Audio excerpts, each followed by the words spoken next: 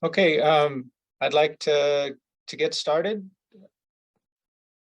And first of all, I'd like to apologize for a couple of things. I've got a strange bell sound going off in the background on my computer that might bother you. Haven't been able to fix it. And I hope my internet will be stable enough that I won't disappear. I'll keep an eye on that. So welcome to our panel on the future of Afghanistan. Thank you very much for joining us. My name is John Wilkerson, and I'm a professor in the department and the current chair. Today's panel features three faculty specializing in comparative politics and political economy. Each has a unique perspective.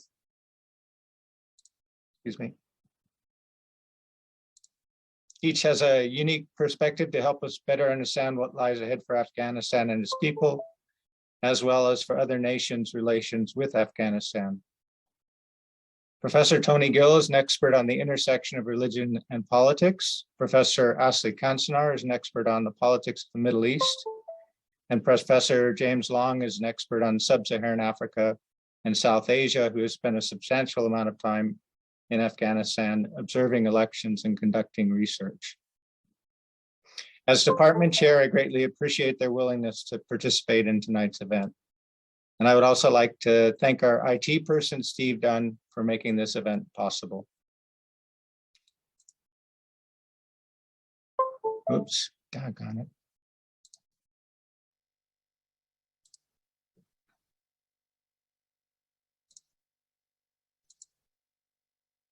All right, I'm sorry, did I lose everyone for a moment there? No? Okay, apologies. We've asked each of the presenters to speak for 12 to 15 minutes. At the conclusion of the presentations, we'll have a Q&A. At the bottom of your screen, you'll see a Q&A icon where you can submit questions. Please keep your questions short and to the point, and we'll try to address as many as possible. If your question is directed to a specific speaker, please indicate that as well. Okay, let's get started. Professor Tony Gill received his PhD from UCLA. He's the author of 2 books, including the award-winning The Political Origins of Religious Liberty, as well as many scholarly articles. Tony is also a recipient of the University Distinguished Teaching Award, a rare honor given to truly exceptional instructors who are initially nominated by their students. One of Tony's most popular classes is Introduction to Political Economy, where he uses everyday life examples such as tipping or gift giving to illustrate the value of thinking theoretically. And I think we're all going to see that today in Tony's presentation. So thank you, Tony. Great, and thank you. I'm glad that everybody has shown up on your Thursday evening here.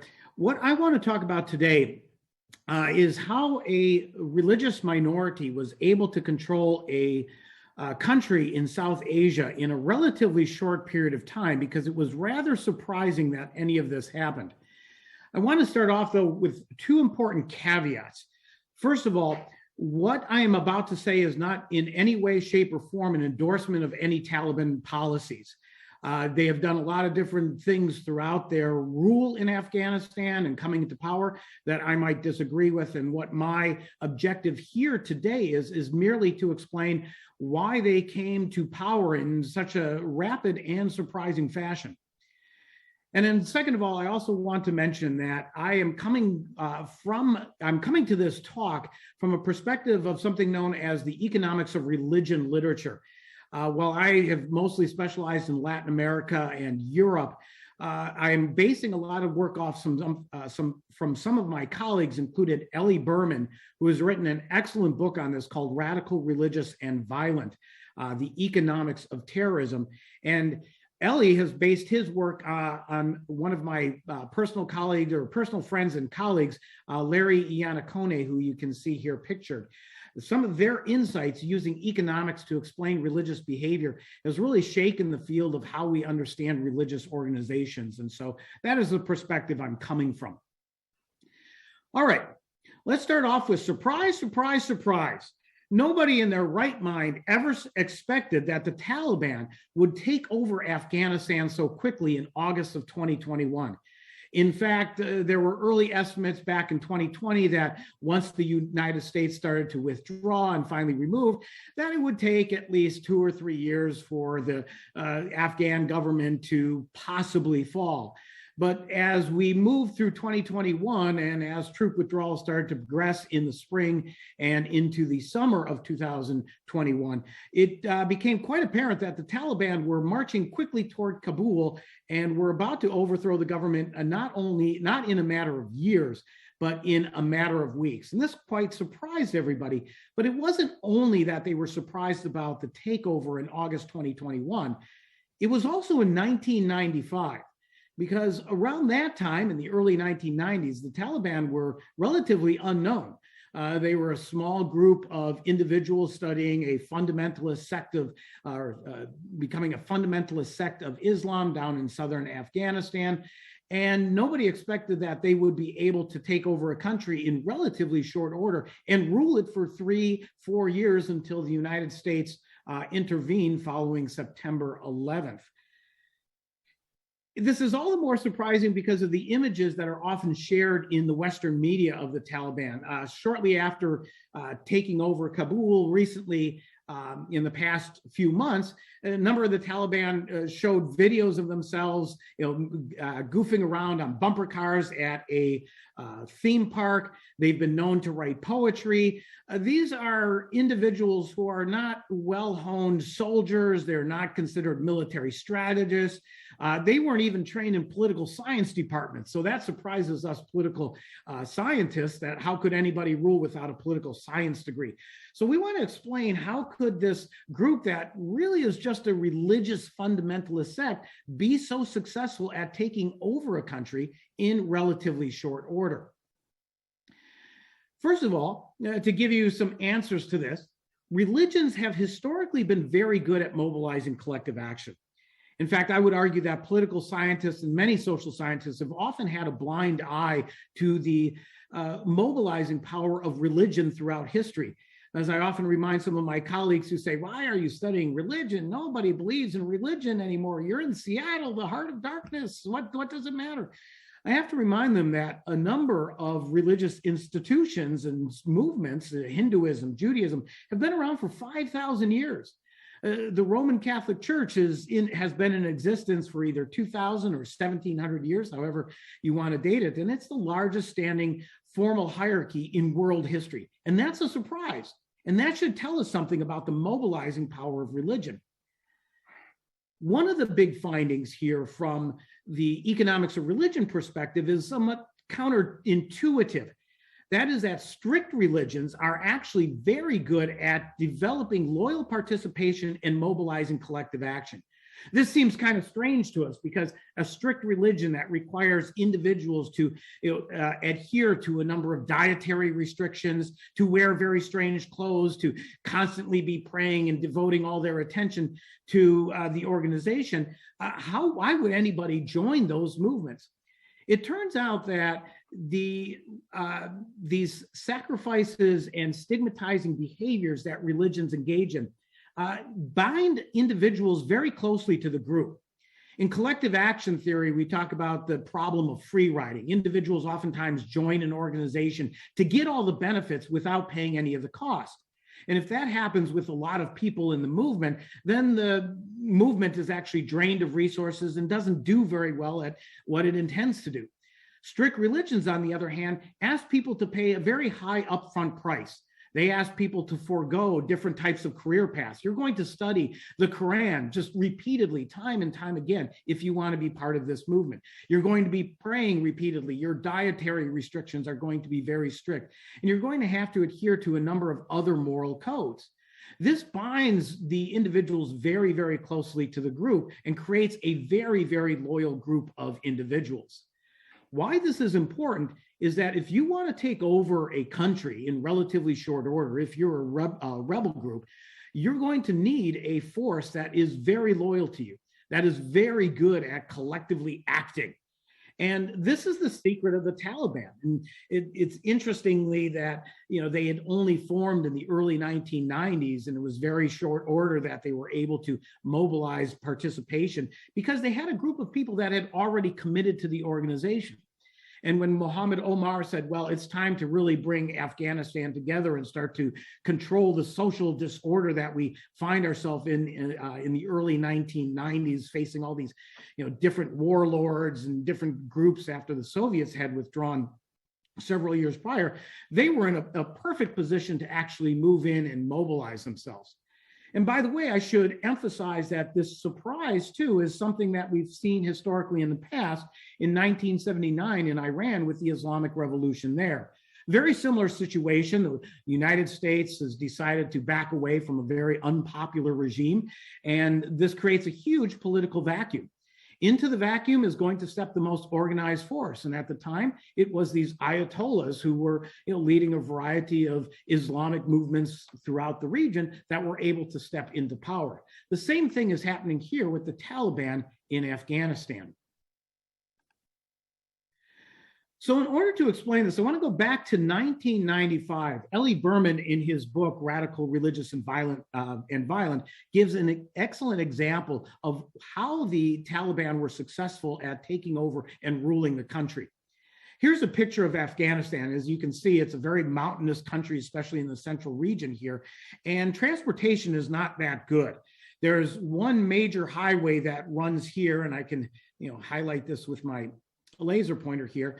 Route 1, or down here in the south, known as the Kandahar Highway, that is a central critical road here in trade relations throughout the region. In fact, goods that are often traded between Pakistan and Iran and Turkmenistan have to travel this road. It's one of the few roads that actually exist in here.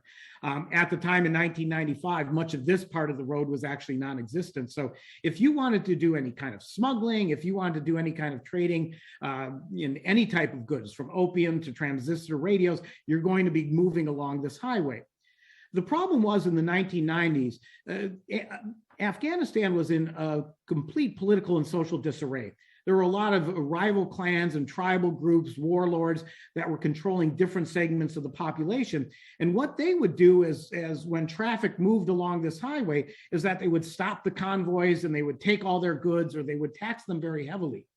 And not surprisingly, with your goods that are traveling across this highway are constantly being confiscated, or every 20, 30, 40 miles, you have to pay another tax. By the time you get to the other side, there's nothing left. The Taliban in 1995, Mohammed Omar said, that's enough of this stuff. This is crazy. There's a lot of disarray here in the country. We're taking over.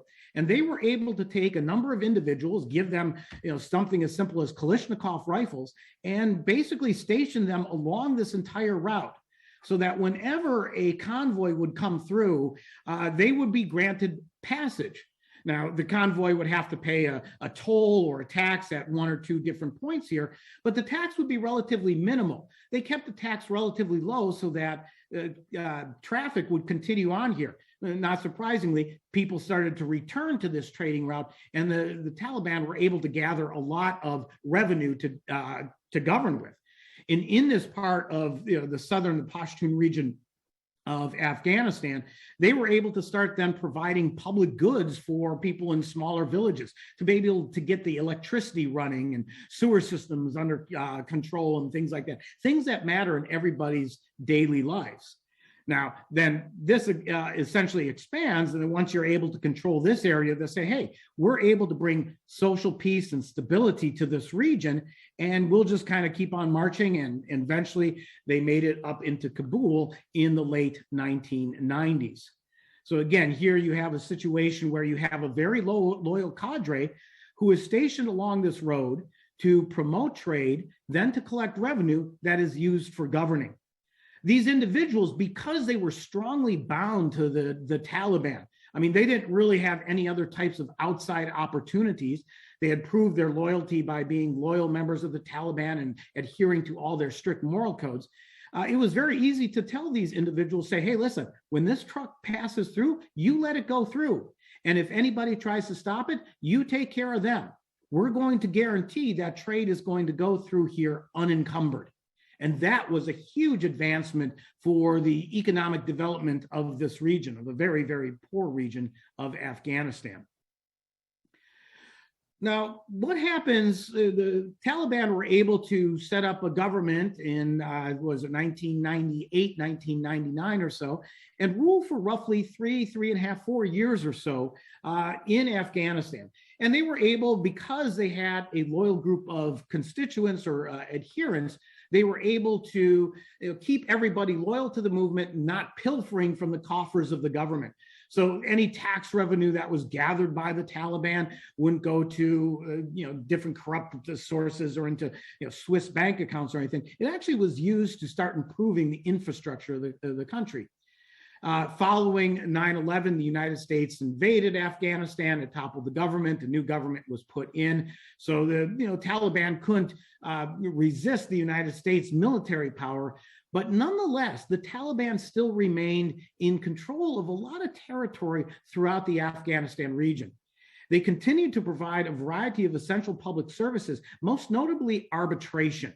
They provided a judicial system. Ellie Berman told me this story where he was at a forward operating base in Afghanistan. And he noticed that every Thursday, somebody would come and throw down a rug and just sit there. It looked like a cleric from the Taliban. And people would occasionally come up to them and talk to them and then leave. He eventually found out that this Taliban cleric was providing a way for people to resolve conflicts.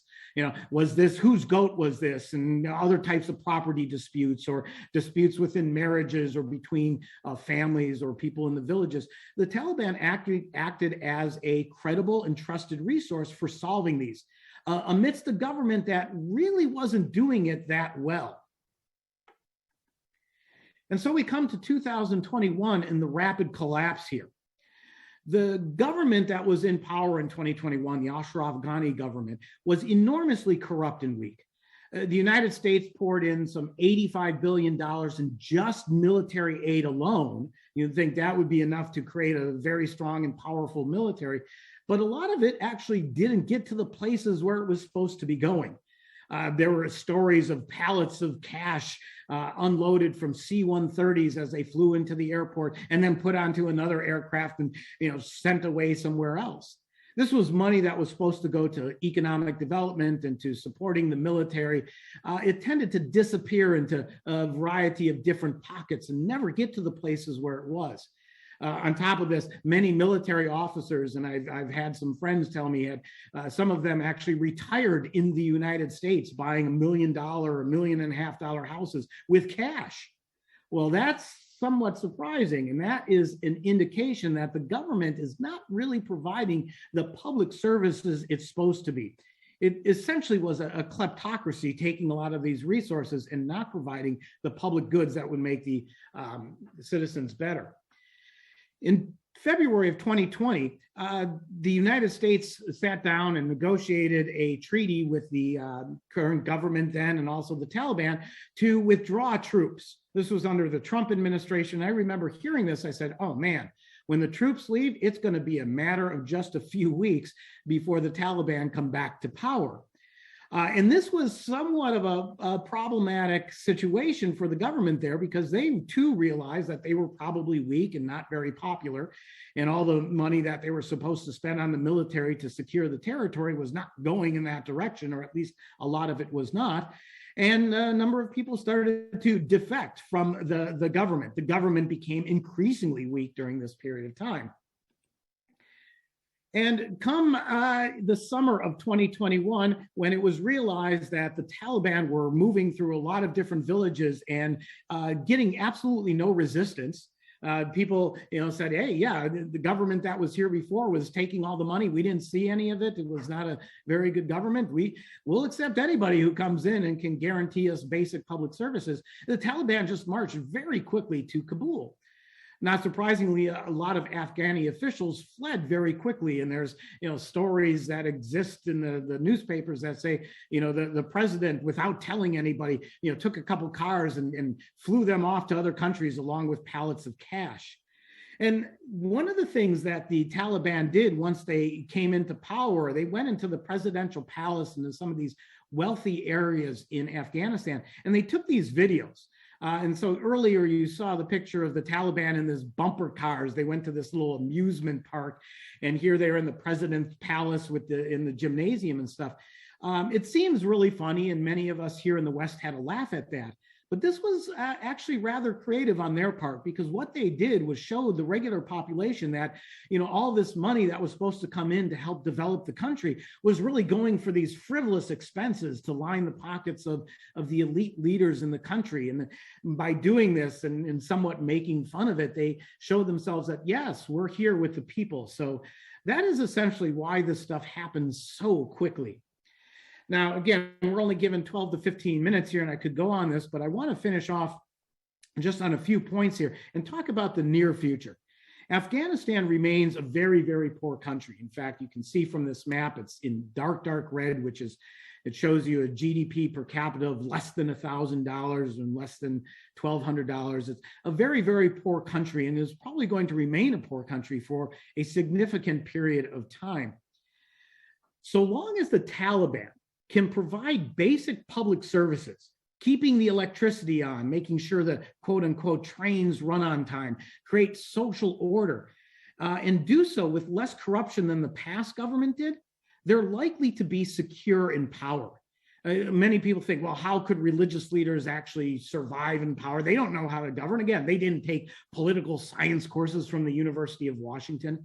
But what they do know, and what they have, is an incredibly loyal group that's bound to them because of their strict religious moral code that sticks with them. And so they can send people to the hinterlands and send resources, tax revenue to these places to get the electricity running and roads repaired, et cetera, and trust these individuals.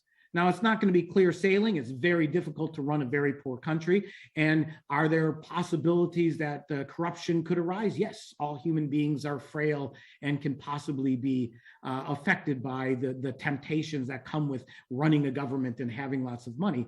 But I would say, at least in the near future, the Taliban are probably secure in power. And the other thing that they have in their advantage is that they have these very strict cultural codes.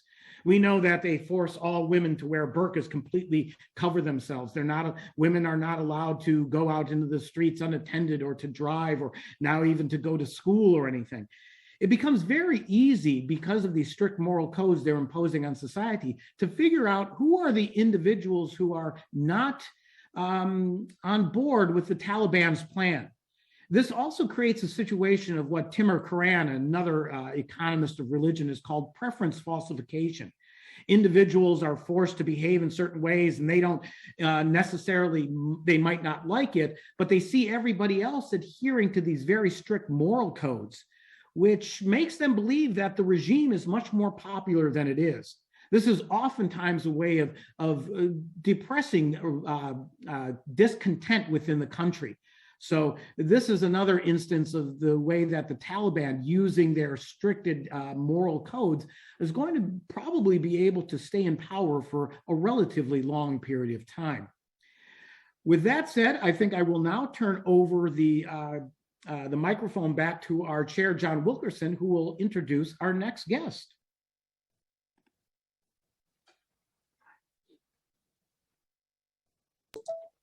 Great, thanks, Tony. Professor Asli Cansunar is our newest faculty member. She received her PhD from Duke University and was most recently a postdoctoral research fellow at the University of Oxford. Asli's research lies at the intersection of comparative political economy, comparative politics, and economic history, focusing in particular on the political consequences of economic inequality. She is currently teaching Introduction to Comparative Politics and Government and Politics in the Middle East and North Africa. Welcome, Asli. Thanks, John.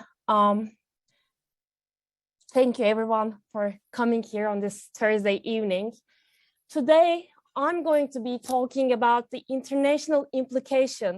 possible international implications of an Afghan refugee crisis, especially in the Middle East. Now, I want to start with the story of Sharif Azizi, who was a combat interpreter who helped the US Special Forces to hunt down Taliban targets before the Taliban takeover and before the Taliban's takeover in Afghanistan. And now he was one of the lucky ones, because when his life was threatened by insurgents back in 2017, he was able to flee to the United States. He was able to get the special visa because of his helps to the US Special Forces. So now what happened when last summer Taliban fighters seized Kabul, the fighters came looking for his mother and siblings who remained in Afghanistan. Now, this is not only special to Sharif Azizi. Taliban is known to do that. They are known to go and knock the doors of those people who helped in some capacity or other to the US when the US was in Afghanistan. And by these treatments, they're trying to, punish those who were who did help the US forces when they were here. Now, there are a couple of routes available to Sharif Aziz's mother and his siblings if they want to flee Afghanistan, which seems like a good choice because, if Taliban is after you, you might want to leave Afghanistan super soon, right? One of the special visa options for Afghan refugees is a special immigrant visa. This is people who are eligible for this visa are those who work directly with the US Armed Forces or who worked under the Chief of Mission Authority as a translator, interpreter, or again, worked in some form or another as an employee of the US government.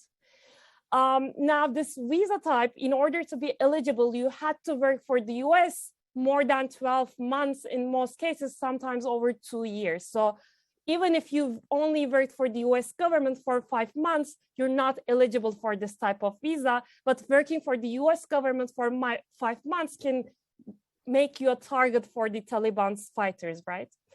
But of course, one challenge here is that this likely takes more than a couple of months. Actually, in 2013, there was an amendment to the rules of the special immigrant visa. It was supposed to only take 9 months for everyone who applied for it, but scholars and immigration lawyers who are working on these issues says sometimes it takes more than 2 or 3 years.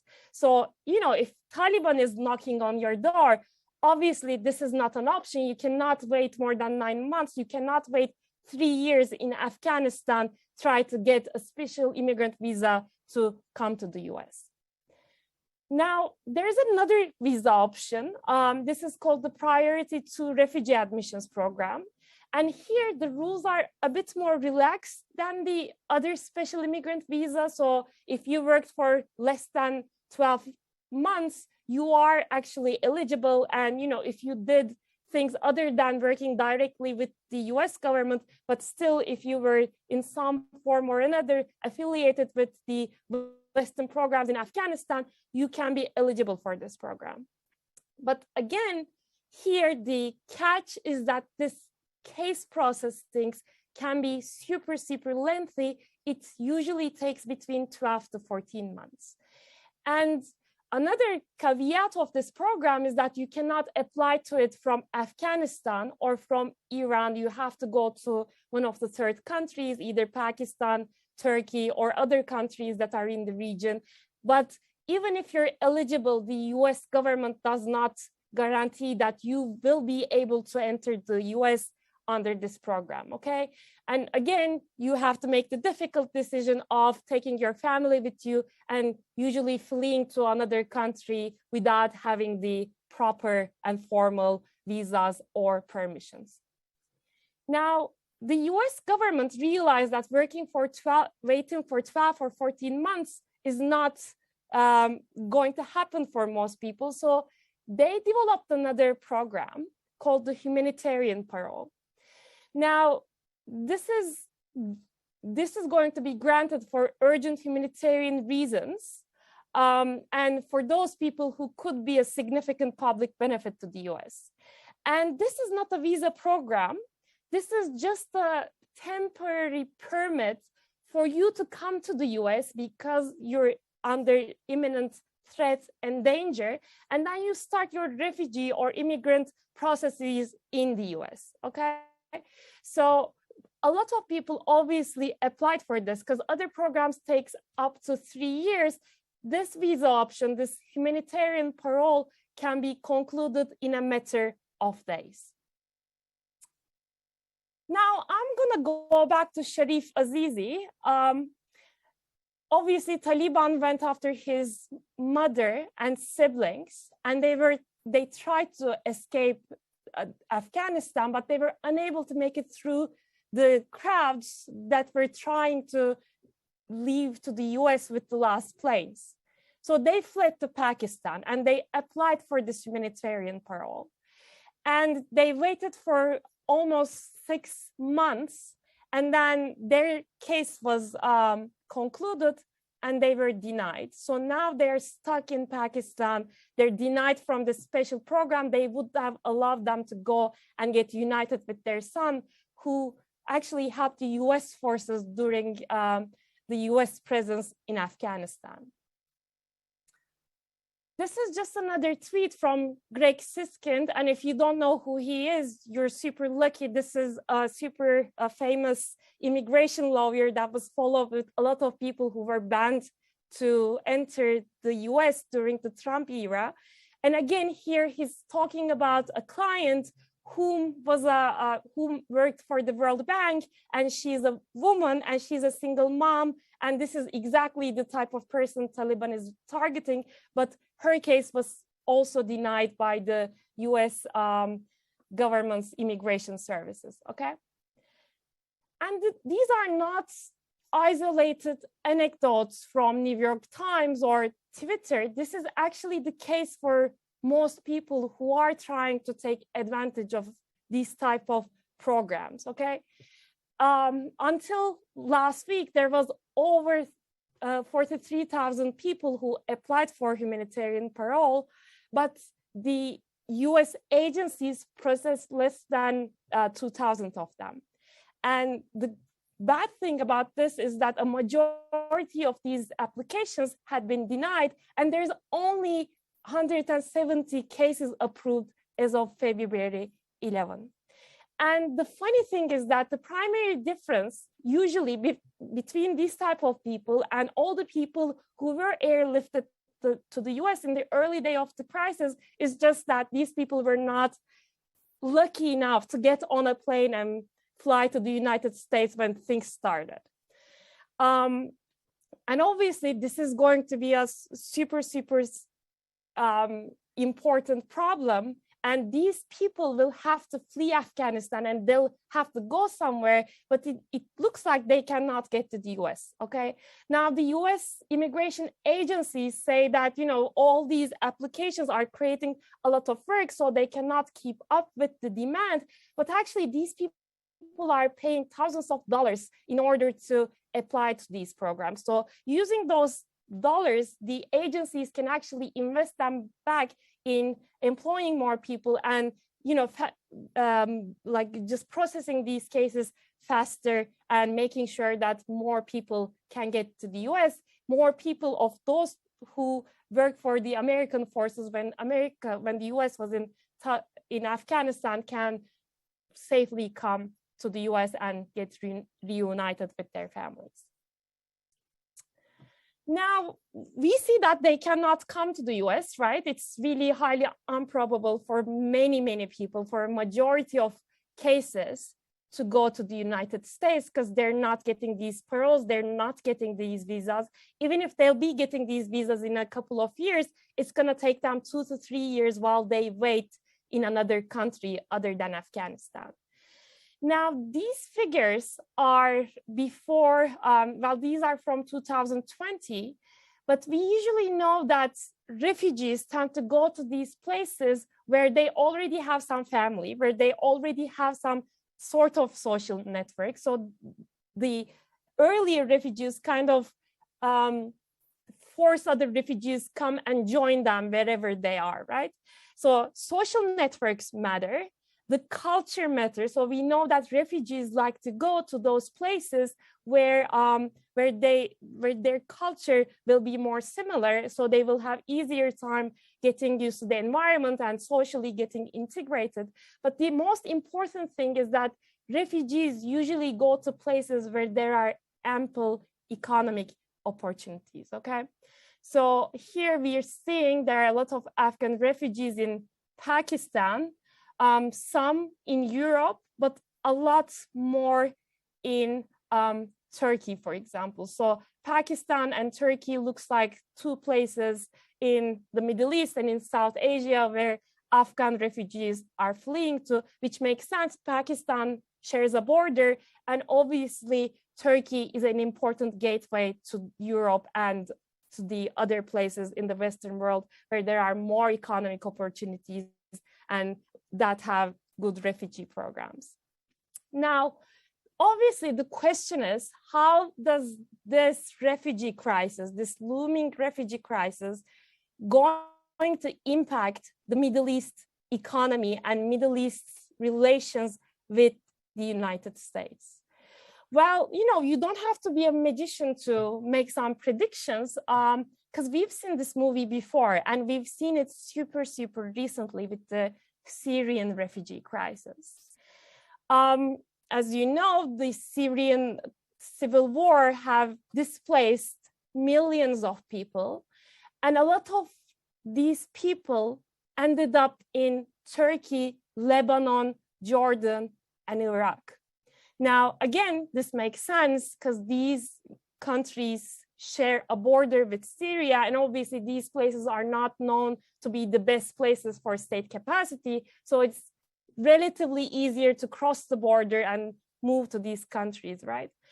But again, this is great for Syrian refugees who found new homes and who were able to escape civil and political violence.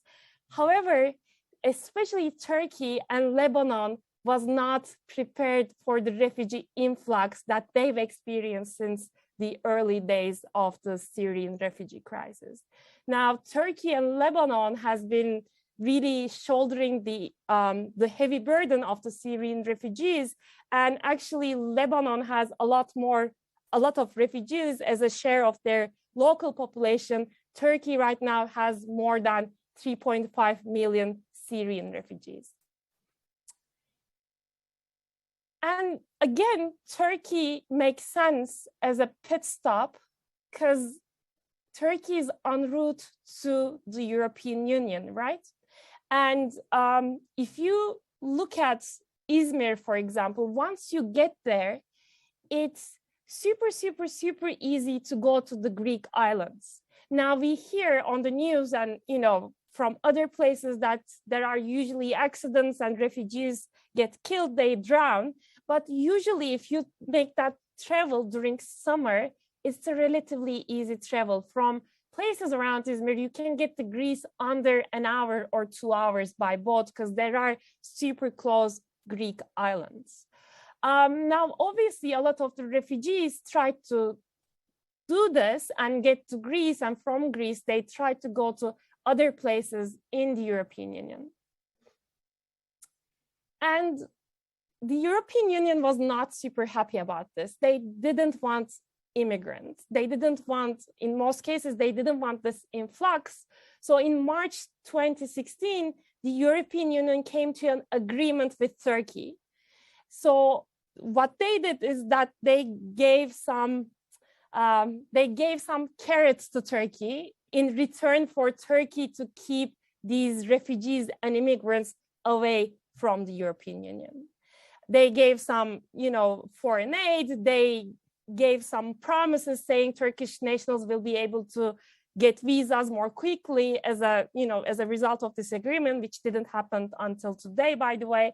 And it seems like it worked, right? So if you look at migrant arrivals in Greece between 2014 and 2020, you see that a lot of migrants arrived to Greece, but the number substantially decreased after the agreement between Turkey and the European Union. Now, why does this matter? And what can this teach us about a probable Afghan refugee crisis impact on Turkey's or Lebanon's or Pakistan's relation with the United States? Now, a lot of scholars or, a lot of people who think about the refugee crisis and who think about refugee crisis in the Western world, think about the case that these clashes between the local population or the local governments and the refugees happen because these people have different cultures. You have Muslim Syrians, or in this case, you have Muslim Afghans, and then you have the Christian Europe, you have the Christian West, right? And it sounds like places like Turkey, Lebanon, Pakistan would be a better home for these new refugees because they share the same culture. So that social integration would be much more smoother. Well, this is not the case. And this is not the case with Syrians.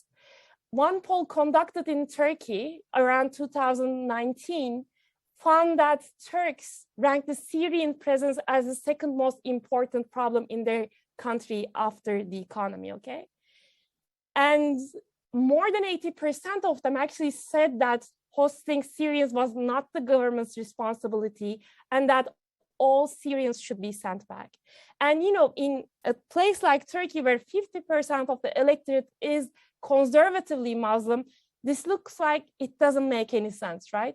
But actually it does, because the people, the conservatives tend to be lower income, and these are the very people who are competing against the refugees for jobs that have been declining since over the last couple of years with the declining status of the economy. Seculars, on the other hand, liberal seculars, don't want these Afghan or Syrian refugees because these people don't like religious presence and they don't like to hear Arabic. They don't like to hear, you know, they don't like to see people who are wearing veils or headscarves. These are the people who are super against the refugees because they believe that through the integration of these religious refugees into the system, Erdogan is going to get more votes, and this is going to make Erdogan, this is like a social engineering project led by Erdogan just to make sure that he's going to survive amid economic crisis and the COVID-19 crisis.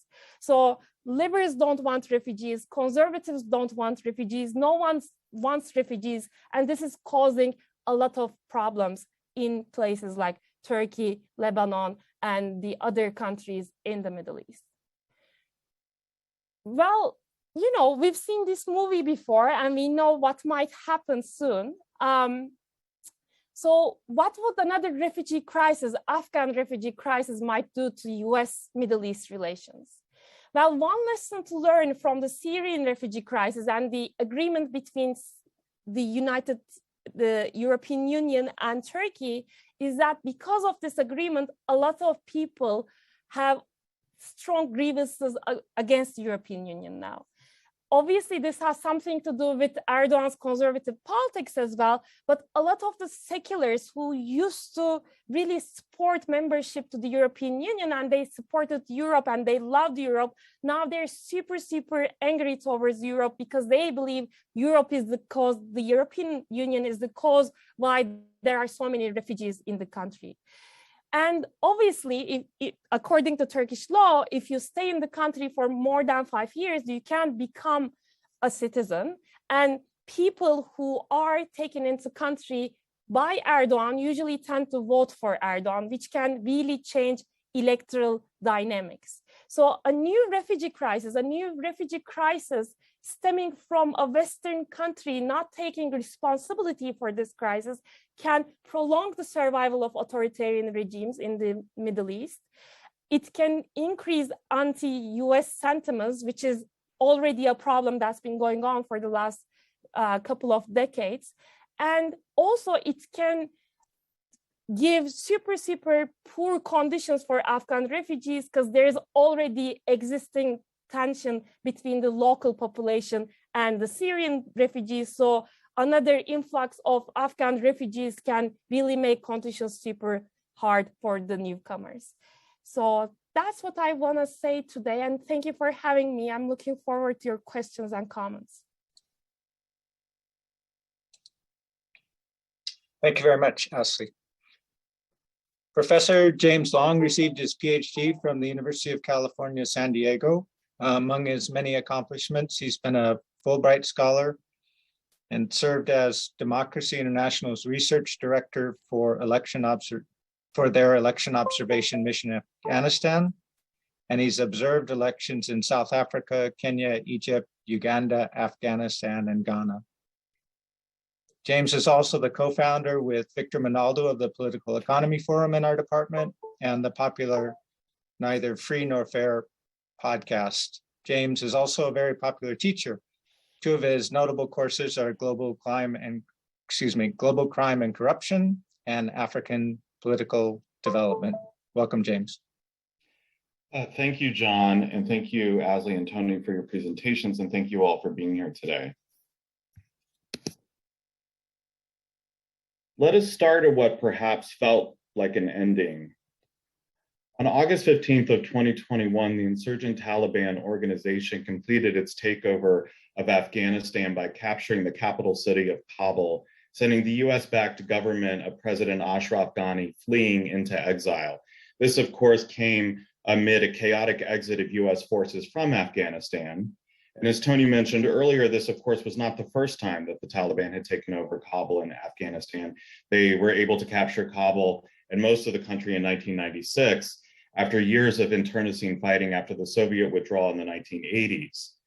And of course, because the Taliban had hosted Osama bin Laden, who planned the attacks of 9/11 on Afghan soil that then led to the US invasion in 2001, we can imagine that by 2021, the takeover of Afghanistan by the Taliban again was a huge concern for Afghan citizens, given how brutal the Taliban had been when they were in power before, and the insurgency that they had been waging for the past 20 years. Of course, it was also a concern for the United States. And for better or worse, President Biden defended his decision to pull out US troops, both as adhering to a campaign promise that he had made in the election, as well as abiding by the Trump administration's policy negotiated at the Doha Agreement in 2020, where the United States would promise the Taliban that they would remove all US forces from Afghan soil in return for Taliban promises that they would not allow Afghanistan to become a haven for terrorism. But of course, what may have had a sense of an ending for the US in August of 2021 also meant a new beginning for Afghanistan, or at least the return to an old beginning. Afghanistan is no longer governed by a civilian regime that, for better or worse, was elected with some caveats to how well those elections were, but it is a civilian government. It was more democratic, certainly, than the Taliban is today or was in the 1990s. But in fact, this really wasn't an ending for the United States either. And the sense in which this is not really an ending for both Afghanistan and the United States is the subject of my presentation tonight. Since the summer of 2021, what has happened in Afghanistan? Well, life has gotten demonstrably worse for many Afghans. There is a massive humanitarian crisis ongoing. It's probably the largest in the world right now. Afghanistan is having one of the worst droughts it's had in decades. The cold weather is obviously a problem, as is the ongoing COVID pandemic. But starvation and poverty are a real concern. More than 23 million face acute hunger, and 9 million Afghans presently are effectively famished. The UNDP says that by mid-2022, 97% of the country will be living in poverty, and up to 1 million children could die by the end of the year from malnutrition.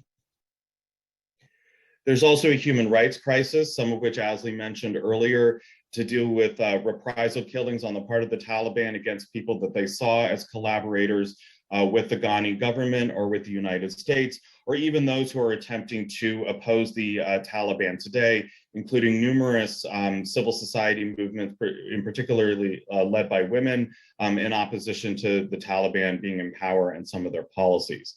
Now, the Taliban has said that they want reconciliation and that they want to sort of have a general policy of amnesty, but the degree to which that's actually being abided by is obviously, it's not. We should not take them at their word, and there's a lot of evidence to suggest that they are not actually living up to that in the ways that we would hope. There's also a massive economic crisis, and it's a very complicated reason why the economy is sort of in a tailspin right now. A lot of it has to do with the fact that the Taliban is just not able to support an economy that's putting people to work in terms of allowing markets to grow and the private sector to grow. It's also the case that the Taliban no longer has the ability to pay government functionaries and bureaucrats who do sort of the day-to-day work of providing governance in Afghanistan. But there's also a very complicated international dynamic that has to do with what money and currency is actually at the disposal of the Afghan government, a lot of which is being held right now by the United States or its allies in foreign banks or held in foreign reserves. And due to sanctions, the Afghan government, which is now the Taliban, does not have access to. So it's very, very complicated. Now, one of the things that's often debated or sort of said, and I think it's often said as an offhanded comment, but I want to take it as an honest comment, and I think a very good question to be asking, which is, well, how much worse is life under the Taliban today than it was, say, just a few years ago under the Ghani government? Because as Tony rightly noted, a lot of the appeal of the Taliban has come not just from the fact that the Taliban is necessarily appealing in their own right, but also from the failures of the Ghani government and US intervention. So how might we actually track that? Well, thankfully, there's some pretty good data on that. And I'm just going to share with you some public opinion data. This comes recently from the Gallup organization. So when Afghans were asked in 2016 to rate their lives on a scale of 0 to 10, with 0 representing the worst possible life and 10 the best, they gave themselves a respectable 4.2, the same as Indians, and only a little below the median of 5.4 for 142 countries. By the summer of 2021, the score had plummeted to 2.3, making it the most miserable of all countries polled by Gallup. Fully 75% of respondents said that there had been times in the past year when they did not have enough money for food, a slight rise from 2019 and a big jump from the 44% in 2016. Asked if women were treated with respect, 67% of respondents replied no, up from more than half in 2019 and below 40% in 2016. Strikingly, the share of men who replied in the negative has jumped from 39% to 60% in 2 years. Afghans are pessimistic about the future too. When asked in 2016 and 2019, they imagined that life would improve within 5 years. In 2021, they expected the future to be worse. Less than a quarter thought that Afghanistan was a place where children could learn and grow, down from 2/5 in 2019. Unsurprisingly, half said they wanted to emigrate. Among young men, the figure was 2/3. In 2016, a third of respondents said that their standard of living was improving. Last year, 82% said that it was deteriorating. So what then is the dilemma? What is the dilemma for the United States? Well, from the perspective of international politics and the study of international relations, I would like to sort of at a very broad level pose kind of two broad alternative strategies that the United States may take, which gets to what I think is the heart of the dilemma, which is, are they going to try to do things like have sanctions, or are they going to provide aid? Is the United States going to stay engaged with Afghanistan, or is it going to move towards disengagement? Should it ignore Afghanistan? Should it help Afghanistan? Should it provide carrots, or should it provide sticks? And what does all of this mean exactly? What does it mean for the United States, but what of the Taliban and what of the Afghan people? So let's look at option one. Let's look at a broad foreign policy that would say, we're going to really disengage, we're going to ignore, but the degree to which we're engaged, we're going to have sanctions, and we're going to have sticks against the Taliban government. Now, this may seem like a very appealing set of policies to pursue, because after all, 20 years after the US invasion, a lot of Americans, don't really see why we were there to begin with. They don't really see progress. They see very few returns to the long-term investment that the United States made after 2001. Moreover, Al-Qaeda has more or less been decimated on Afghan territory. That was more or less concluded by the end of the Obama administration. So a lot of people rightly look at Afghanistan and say, well, that's not even where a lot of international terrorism that would threaten the United States is coming from anymore. So why might this be a good option? Well, people are rightly skeptical that anything can work in Afghanistan. And maybe just ignoring the country from the perspective of US foreign policy is the right path to pursue. or maybe just having sanctions against the Taliban because the United States doesn't agree with their goals and their aims is the best that they can hope for. Now, why might this be a bad option?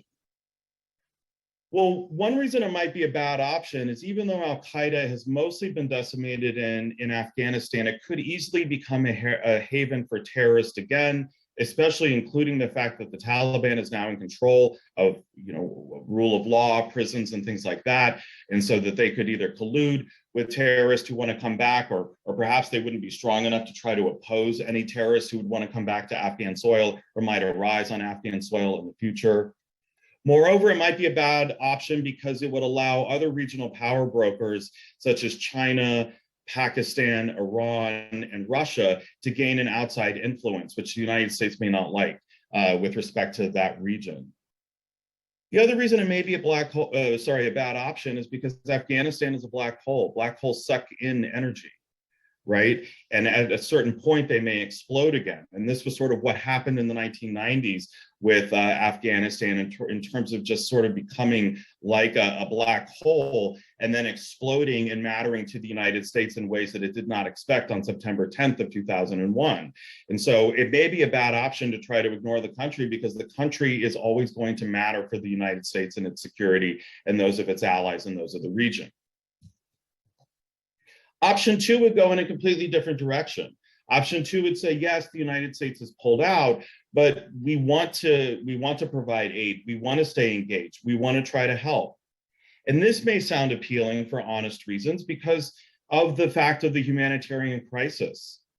And maybe a lot of Americans believe that we have an ethical obligation to try to do things to support Afghanistan. And the same with our European allies who also may have an interest in doing this. Now, why might this be a good option? Well, it might be a good option because it could help with US strategic objectives to avoid that sort of black hole scenario or Afghanistan, again, becoming a haven for terrorists. It could also potentially provide some sort of nascent potential for there to be a domestic opposition that would rise up against the Taliban government in the future, meaning that if the United States, if you think about Tony's really eloquent and parsimonious model about just, who do people support? Well, they support those who give them public services. Well, in a population that's starving, if that is the USAID or the European Union or European allies as opposed to the Taliban, that may sort of be the energy that would help support the population in trying to organize against the Taliban long term. So that could serve very narrowly US strategic interests. But also we may just care ethically about helping people that are this desperate and this poor right now, particularly since regardless of whether or not you agree with the Biden administration or the Trump administration's decision to pull out, the United States is in some part responsible for what is happening right now. So perhaps just ethically that's enough of an argument. It also might be a good argument because it would then keep the United States and its allies more influential in the region and sort of continue what's happening now, which is not really allow China and Russia and Pakistan and Iran are certainly involved, but they haven't necessarily become the strongest power brokers in the region yet. And so the US staying more engaged could keep that at bay as well, which might not only be best for the United States, but certainly be best for Afghanistan. But why might this be a bad option? Well, it requires resources and somebody has to pay. And it may be the case that American voters or American politicians don't feel like they have the resources to support a large-scale humanitarian effort in Afghanistan, or they may decide they have the resources they have they would like to spend in other ways. Obviously, the Biden administration has a lot of other things on its agenda and other things that it's trying to pay for. And so anytime you say, okay, we should go spend money on this, you're then not spending money on something else. And is that something that the American public and American politicians think is palatable right now? The other thing we have to just really be honest about as social scientists, but also citizens, is aid doesn't always work. Sometimes you can have an ethical or moral obligation for something and you want to fulfill it, but it may not work. It may just not work. And so it can be very easy to see starving people and say, well, why doesn't the World Food Program just deliver food to them? But it may not end up working and it could have knock-on effects that actually hurt people more than it helps them. So we have to be honest about the potential for that as well. Also, it could actually embolden the Taliban. Having too much of a US or outside presence still, even if it's only in response to the humanitarian crisis, could embolden the Taliban and actually draw support for the Taliban if Afghans feel like there's still too much meddling into their own affairs. Moreover, it's going to be very, very hard now without an allied government in Afghanistan to trust or verify anything that the Taliban regime is doing. It's very hard to get good information out of Afghanistan. And so if the United States were, for instance, to give a ton of aid and assistance to the government, it would be very hard to trust and verify that it actually went for the purposes that it went for. In very many ways that is similar to Tony's framework. So I would argue that there's no obvious choice. Like most things in life, certainly most things in politics, and all things in US foreign policy, there's no choice that will maximize what's best for the US and the Afghan people at the same time that won't bolster the Taliban in any kind of obvious way. I think we can look at these various trade-offs and have honest discussions about what they might involve, but I really don't think there's an easy answer. And I think there's a lot of honest disagreement above and beyond the political fray of what the US involvement in Afghanistan should be. There's just a lot of disagreement, and honestly so. Now, one of the things I will highlight is, well, what is the US actually doing right now? And here may be sort of the best of the bad options that you can think of, which is it appears to me that what the Biden administration is doing is now a policy or set of policies of muddling through. And for any of those of you who have studied US foreign policy for about, well, at least the last 70 years, if not 230 years, you'll know that this is kind of more or less a lot of times what the United States does end up doing. They don't really necessarily go full bore. They don't necessarily completely disengage. They somewhat muddle through. So you may be surprised to know that the US is in pretty regular contact with the Taliban government. They have not officially recognized them. Actually, no country has officially recognized the Taliban yet. There are sanctions against the Taliban, but from a diplomatic perspective, the United States is actually in pretty constant contact with the Taliban and having conversations with them. Obviously, they don't trust the Taliban, and they're waiting to see how they behave, and they're trying to do what they can. But it's not as if there's a total vacuum of information. And so, what does diplomacy mean right now? Well, it does mean sanctions and a lack of recognition. But I think the hope on the part of the US and its allies is that they can use the potential for recognition and relaxing of sanctions down the road to try to get the Taliban to behave in ways that are good for both US foreign policy as well as the Afghan people in the short term. What does the US want in Afghanistan? From a diplomatic perspective, what it wants is a peaceful state that does not harbor terrorists and that also upholds the rights of the Afghan people. But only time will tell whether or not the Taliban will be able to abide by those desires on the part of the US. And the Taliban is indicating that they want to, but again, you want to check their behavior, not just necessarily what their words are. But it's going to require a lot of work on the part of the US, working with its European and other regional allies. Okay. And again, sanctions and recognition could be used as a potential carrot and stick. Now, what the US also wants is a very solid record of the responsible conduct by the Taliban regime before they normalize relations. So unlike Tony brought up the example of Iran, unlike where I think the sort of realpolitik and the ideological differences of the United States and the Iranian regime are so great, and the Gulf is so big that we would not normalize relations with Iran anytime soon. I do imagine a scenario where the United States and the Biden administration might try to normalize relations with the Taliban, again, as long as they're able to demonstrate that they have had what the United States refers to as responsible conduct. What about humanitarian assistance? Well, even though the United States removed all of its troops, the United States is actually still the largest humanitarian donor to Afghanistan. The United States gave more than $500 million between August and December. They've now pledged another $308 million to try to meet an international goal set by the UN of about $5 billion in an appeal to deal with the humanitarian emergency. Now, that may not be enough for sure, but the United States is actually still very heavily involved in humanitarian assistance.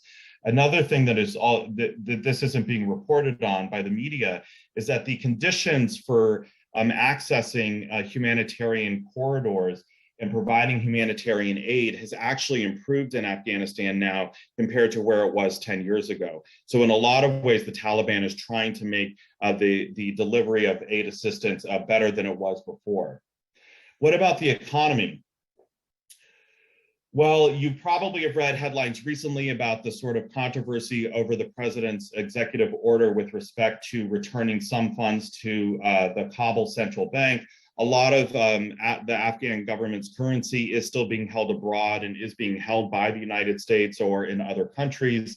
But the United States is trying to incentivize private lenders and private businesses to pump private money into banks in Afghanistan. The problem is that there's it's obviously very, very high risk. And they have to sort of balance both the desire to want to try to help the Afghan people with the fact that the Taliban regime could use any money that it's able to reclaim from the Ghani government for illicit or nefarious reasons.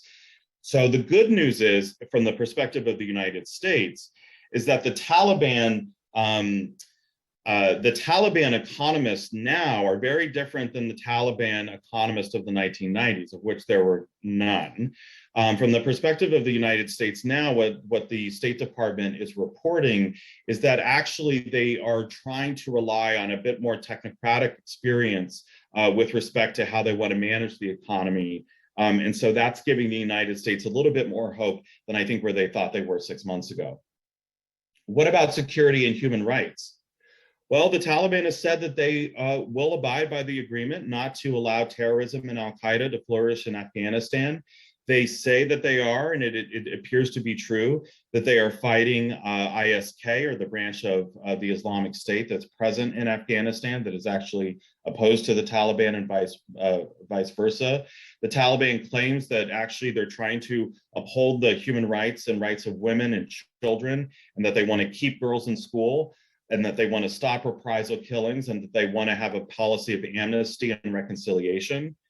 Again, talk is cheap. It's still a little bit early, but I think, like Tony suggested, I think it can both be true that what Asli said is correct, that there are reprisal killings, that there is a lot of vindictive spirit on the part of the Taliban. At the same time, that what Tony said is true, which is that that's not going to necessarily work long term, and that they really are going to have to think about amnesty and reconciliation and rule of law as a public good that they're providing to the people if they want to remain in power and not have any level of popularity undermined to the degree that they are popular.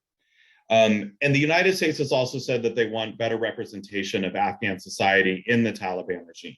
The Taliban regime is overwhelmingly ethnically Pashtun. It is overwhelmingly male. And the United States has said that they would like a better reflection of what Afghan society looks like. Now, what's really interesting, and this was sort of the question for me in August, is that typically you would think, particularly if you lived during the Cold War, that one of the tools that the United States would use with respect to its foreign policy would be to support oppositional forces clandestinely in Afghan territory to fight against the Taliban, as they actually did against the Soviets in the 1980s, that they would actually fund an armed opposition group to the Taliban, and that would be one of the ways that they try to exert influence. According to the United States, they said that they are not willing to do that they have not been doing that there is not a legitimate opposition force right now that would be capable of doing that, and that it's not in the US interest to try to do that. So I think that is one thing that is very interesting that's different, that they're not trying to fund some sort of clandestine operation against the Taliban, insofar as we know, and they're making public statements. So then what? Well, let me close by saying, well, what does any of this matter to the Taliban? And there, I think we don't really know the answer to that question, because I think it is true that the Taliban does want to be seen and recognized as the legitimate and sovereign government in Afghanistan. And they want to be taken seriously on a global stage in ways that they were not in the 1990s and did not avail themselves of in the 1990s. So I think that's true. But I also think we have to accept the reality that The United States and Europeans could do a lot, and it may not do anything to undermine the power of the Taliban. They have access to resources both domestically and in the region that can allow them to survive even without a lot of aid and support from other countries. And so the Taliban at the end of the day may try to push for recognition, but they may not go to the mat on it, and it may not threaten their hold on power in Afghanistan. So what then might threaten their hold on power in Afghanistan if it doesn't necessarily come from any support or actions from abroad? And here I think we have to think about, well, what are the Afghan people? What do they have to say about all of this? The fact of the matter is, US foreign policy can matter a great deal, and the actions of the Taliban can matter a great deal as well. But it is going to be a function of the Afghan people that decides how this country is governed now and in the future. And it is true that the Taliban has done a lot to try to gain legitimacy and gain the population support, at the same time that the average Afghan citizen of today is different than the average Afghan citizen of the 1990s, which is true of all citizens in all countries. And it appears that thus far, many, many Afghans are unwilling to even try to begin to support the Taliban in ways that they were sort of sitting on the fence perhaps in the 1990s. And there has been a lot of opposition from people inside Afghanistan, but it doesn't necessarily come from rebel groups. It doesn't necessarily come from other armed insurgents. Now it's coming, it appears, from civil society. It's coming from women. It's coming from young girls and young boys who have gone to school. It is coming from the fathers and husbands of those women and those daughters who have fought to allow to support them being in school and to support their human rights and their civil rights under Afghan law of the Ghani regime. So that today we have to look at the rise of civil society as a potent force that previously has not necessarily been the oppositional force in Afghanistan in the way that it is today. And so that no matter what the United States or the Taliban attempts, in large part, the future of Afghanistan, again, I think very much depends on what the Afghan people do and say and how they behave towards the Taliban government, above and beyond anything that the US may wish for themselves or for the Afghan people, and again, above and beyond anything that the Taliban regime may do on their own. So I'll end there and say thank you and turn it back over to John. Thank you very much, James. That was fascinating. Great. So we'll turn to questions now. I have my own questions, but let's see what we've got on the list here.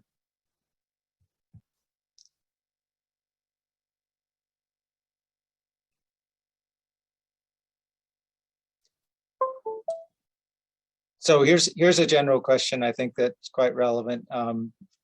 Sort of, what is Pakistan's role in Afghanistan? How is that likely to develop vis-a-vis the Taliban, right? And what impact is that going to have on the future of Afghanistan? I'll start with Tony. I'm probably going to pass on this since I don't know the international relations in the area, but in general, when we think about politics, wherever there's a vacuum for influence, there will be places that will try to fill that. And considering that Afghanistan is a strategic neighbor next to Pakistan, it wouldn't be surprising that they do try to influence what goes on in that region. Asli, did you have any thoughts about that? Again, I'm not an expert on politics of Pakistan, but again, from a refugee kind of a situation, Pakistan now looks like the first point of arrival for a lot of refugees that are fleeing from Afghanistan. So I'm assuming that at least internally, and we know that COVID has hit some of these South Asian countries in a super, super bad way, both in terms of a public health crisis and also in terms of economy, right? So an influx of a lot of refugees from Afghanistan is most likely to impact the internal stability of Pakistan and might cause social and economic problems in the short term going forward. Thank you. So Tony, I have a question. So if you have essentially a minority religious group of true believers, right? How do you influence going back to James's conversation, how do you influence a group like that from political economy's perspective? Yeah, it's very difficult. Oftentimes you just let I think it play its course. What I was talking about was how this small group that nobody thought would be effective was able to take power in such short order. And it's basically because they have a great deal of organizational discipline. When you start to run a country, though, that's a much more difficult problem. It was one of the questions early on asked is, well, things haven't gone as well as we would think after the Taliban have taken over. And the answer is no. There's still a lot of chaos and organizing things that has to go on. James mentioned all the economic problems, frozen assets and all that kind of stuff becomes very difficult. So at a certain point, the Taliban are going to have to figure out how to rule a country over the long term.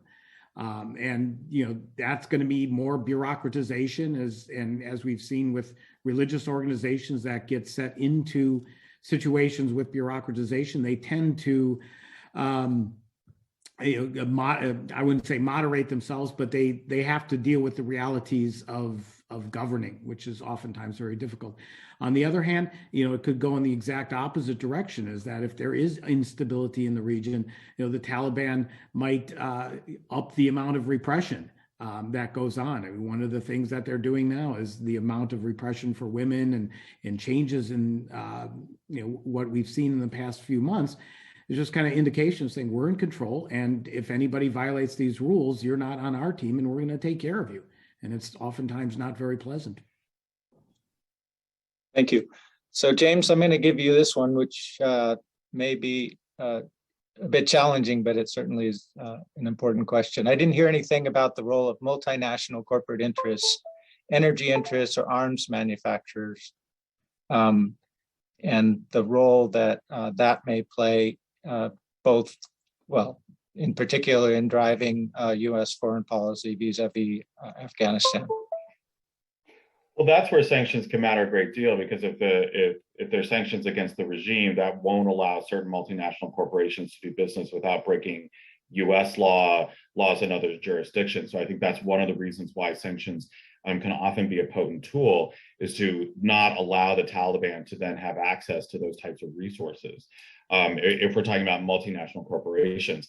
Now, there are a lot of other sort of economic interests locally in ways that are both sort of quasi-legal or illicit that will support the Taliban. Even if you had the strictest sanctions on earth, the Taliban are not going to die overnight. They have the ability, they have access to smuggling networks. I mean, Tony mentioned this is essentially how they came to power in the 1990s, but the ability to sort of control the trade between Pakistan and Iran. Obviously, they have opium and things like that. So they're able to survive economically, kind of regardless, I think, of what happens with other companies. But the question is, is that going to give them enough resources and enough government revenue to sort of make the trains run on time, provide things that people need without having those people then sort of rebel against them and rise up in opposition? So it's a delicate balancing act. But again, I just want to stress that I think sanctions will not ultimately, they will degrade the Taliban capability, but they won't necessarily end it.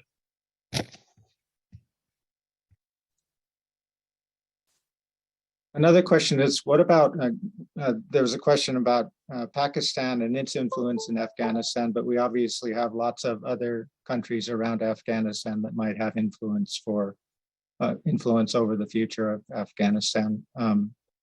Any thoughts about that? I'll pose that to Asli. In terms of trying, if you think about Turkey, for example, right, and Turkey being important recipient of Afghan refugees, does Turkey have influence within Afghanistan to try and shape policy there?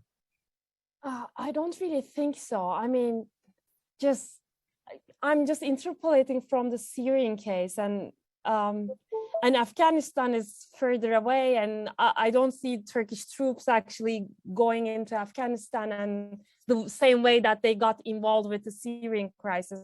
So I'm assuming that for Turkey, at least for a case that I know better than other cases, I don't see, at least in the short term, an imminent impact of Turkey on Afghanistan politics?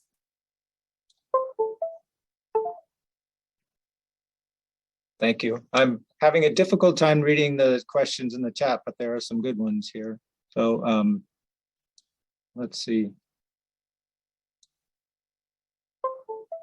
Can the US government cooperate with its strategic opponents, China, Russia, and Iran, to provide economic avenues internationally for the Taliban? James. Yes, absolutely. I mean, we can be really mad at Putin about everything that's going on in Ukraine at the same time that we're cutting deals to try to work things. I mean, that is the juice of international politics, is that some things are just sort of left off the table or put on the table, and that this is always three-dimensional chess. I think one of the things to think about, getting back to the Pakistan thing, but it also applies to Iran, is, we think of these governments as being bad, and they mostly are bad, and they do bad things, and they've all done really bad things in Afghanistan. However, they also all face terrorist threats of their own. They fear the Central Asian republics, a little bit less so maybe Iran, but certainly Pakistan, Russia, China. They fear the sort of elements or residual that would come out of the Afghan Taliban in their own countries. And of course, Pakistan has its own version of the Taliban. So, we can say that in a lot of ways that they are the ones that have supported this regime, that they are the ones that are there to, sort of exploit it and get what they want from it. At the same time, they do not want anything in their country or within their borders to arise like a Taliban. And certainly Pakistan is paying back, it's a blowback from their support for the Taliban in the 1990s. The western half of Pakistan essentially is ungoverned by the Pakistani government, and they don't want that to become a bigger problem. So they also have to balance their interest in the degree which they think they can extend influence. And I think the United States understands that and tries to use that in their negotiations as leverage. Yeah, if I could chime in on that a little bit. We oftentimes talk about the concerns of terrorism here in the United States, and there were a few questions in the chat and question and answer boxes about, what kind of terrorist threat would, a Taliban-run Afghanistan provide to the United States. It's important to remember that Muslim nations suffer a great deal from these terrorist actions as well, too. And it's many nations in the region have a great deal of concern over the stability of the region. So we're not the only ones watching it. And I want to stress that we're not the only ones affected by terrorism. In fact, we might be somewhat distant from it relative to where they are in the neighborhood. And that's a great concern to a lot of these other countries. So they're going to be pressing as much, if not more than us, for a stable solution to the outcome there. So is the sense that the Taliban, that Afghanistan could become a haven for terrorist organizations because of neglect by the Taliban, or by support, because of support by the Taliban, or do we know at this point? We don't really know the degree to which they supported al-Qaeda in the lead up to 2001. There's a lot of contrasting evidence. The narrative is that Mullah Mohammed was in support of Osama bin Laden, but the evidence is very confusing, to say definitively. Obviously, once the attacks happened, the Taliban was sort of put in a difficult position, but there's actually a lot of evidence to suggest that they weren't really happy with the way it all went down, and they weren't really clear as to what was happening. So I think we should also recognize that the Taliban, there's not sort of like a one-to-one relationship between, there's one Taliban person, so therefore there's going to be one al-Qaeda or foreign terrorist on Afghan soil that they're supporting. I think it's a little bit more difficult than that. But I do think that ultimately that is how the United States views its interest on Afghan territory, is that since it has been a haven for terrorists before, that would be the greatest threat to U.S. national security interest if that were to happen again. But I don't think we should assume that it would happen. And I think it could be sins of omission, it could be sins of commission. And the Taliban is also a very large organization, and parts of it could be supportive of that and other parts may not be. And so I think it's very difficult to characterize easily. Thanks. So this is a great question, at least from my perspective. And once again, it may not be an area of expertise for any of you, but Afghanistan has trillions of dollars of mineral wealth. Why not pour billions of dollars in investing in the Afghanistan country economy to help it recover over the long term.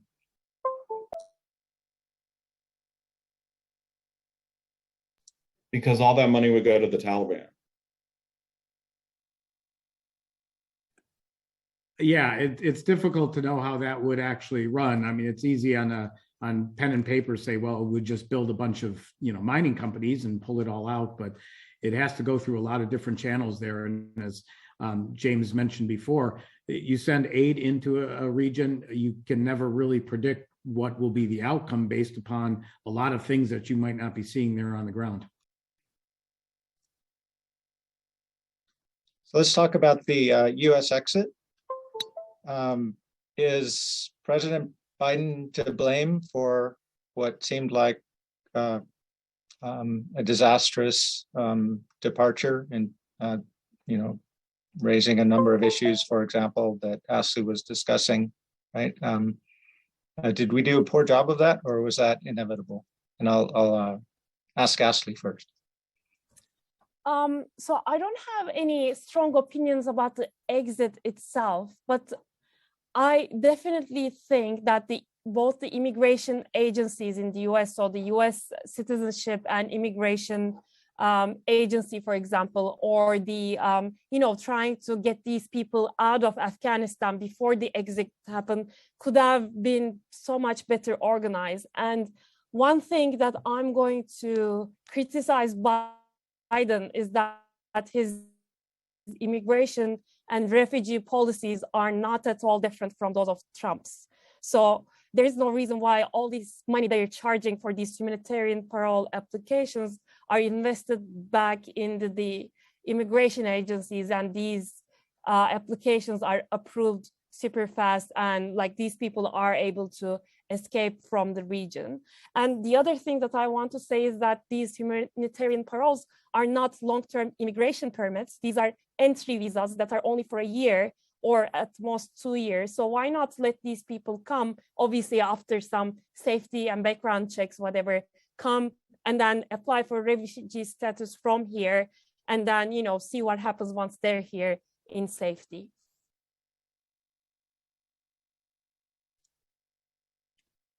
Thank you. Professor Gill, in our 307 class, we talked about the impact that authoritarian regimes can have on the religiosity of their societies. For instance, we've seen religious revival in China despite efforts by the CCP to regulate religious participation. When it comes to the Taliban, how can we expect religion in Afghan society to respond? What might we see in the short term or in the long term, assuming this continues for a long time? Yeah, bottom line is that religion enforced by the government is usually a bad thing for religion in society. And you see a little bit of this, or maybe even a lot of this in Iran, that when the mullahs, the ayatollahs came to power back in 1979, over the period of time, this has been documented through some of the World Survey information, people become less religious in Iran, which, you'd think, well, the government is endorsing religion, everybody should be religious. But when you endorse a single version of a religious doctrine and say everybody's going to adhere to this, you try to overlay a lot of religious preferences and diversity within society, and people rebel from that oftentimes by just checking out. So I don't expect a lot of great things for religiosity in society. It's going to be difficult to tell, because I don't think it's going to be very easy to survey and poll that stuff in Afghanistan. You're going to go around asking people, are you more religious or less religious than you were before? You're probably not going to get straight answers to that kind of question.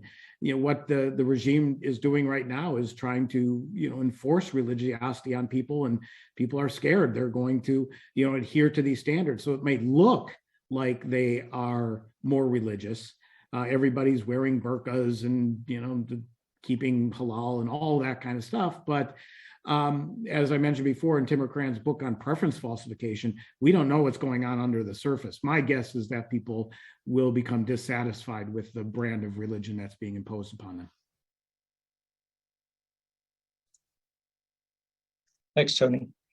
In In terms of international aid, I'm kind of curious about how this would work, right? If you have organizations like USAID or Oxfam, are they actually going to be able to enter the country, or are they actually, and then how does that work in terms of having foreigners in a country?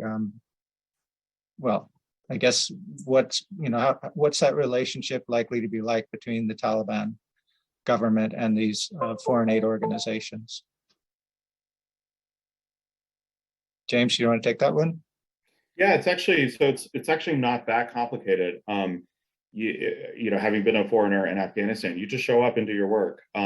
So when you look at, there's a lot in the chat of confusion between business interests and kind of general aid and humanitarian aid. Humanitarian assistance with, like World Food Program or Oxfam or USAID is going to literally be, people flying in food, and then distributing it. Right now, the ability for aid workers to do that is actually improved right now from where it was before. And for the reasons that a lot of us have mentioned, I think the Taliban has an interest in allowing that to occur.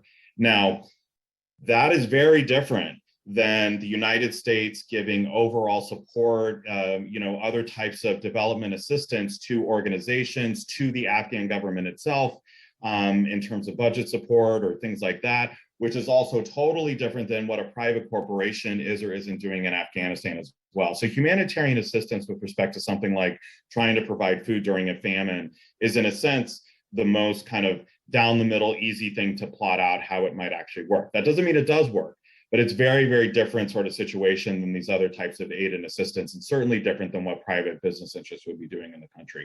I think the Taliban has an incentive to make sure and wants this to be able to work. But of course, they also want to sort of balance that against what they're able to do for themselves or not.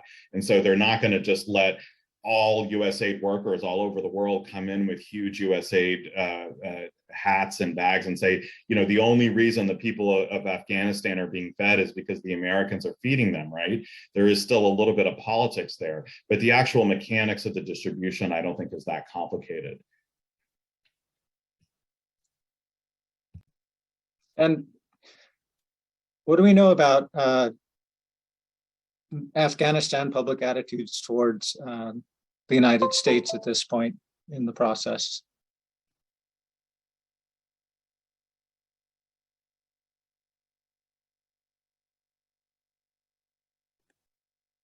I got nothing there. I'd ask James. He's the kind of closest to know. I mean, that would be super hard to know, right? Because I can't, again, as we've discussed, people like interviewers running around in Afghanistan trying to understand how people feel about the US. Like, I guess you would have to say that you're hating it and you're against it and you're happy that Taliban is back. That's just my.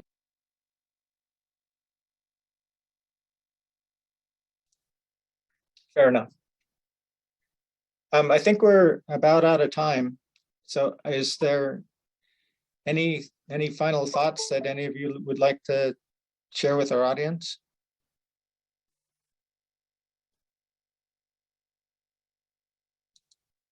Good. Well, I really want to extend my thanks to our presenters and great questions from the audience. I'm sorry we didn't get a chance to get to all of them. I'd also like to encourage everyone to subscribe to our newsletter. It's the best way to learn about future events, and we have several coming up this spring that we'd be happy to let you know about. So thank you for attending, and have a nice evening.